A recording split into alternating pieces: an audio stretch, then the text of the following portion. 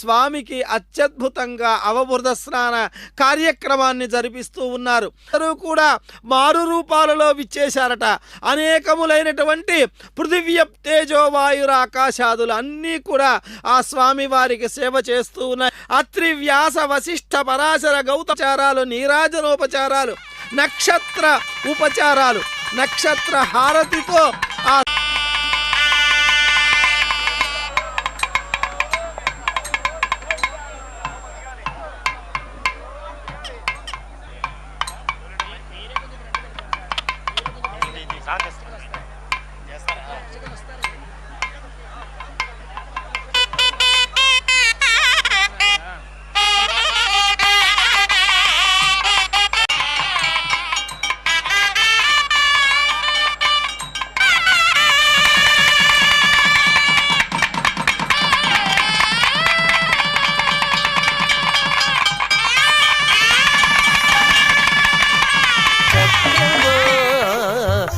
చక్రమా